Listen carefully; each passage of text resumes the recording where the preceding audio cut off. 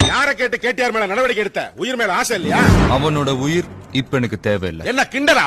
Serious. பப்ளிக்கு பிரச்சனை பண்றவன் எவ்வளவு பெரிய கொம்பனா இருந்தாலும் நான் சீரியஸா நடவடிக்கை எடுப்பேன். என்னையா பெரிய பப்ளிக்? அதே பப்ளிக் ஓட்டு போட்டு தான் என்ன எம்எல்ஏ ஆகியிருக்காங்க. மக்கள் பிரச்சனை எங்களுக்கு தெரியும். அப்படியா? சரி சொல்லு. 1 கிலோ அரிசி என்ன விலை, 1 கிலோ பருப்பு என்ன விலை? எது? நான் பலசர கடையா வச்சிருக்கேன், என்கிட்ட போய் கேட்டுக்கிட்டு இருக்க?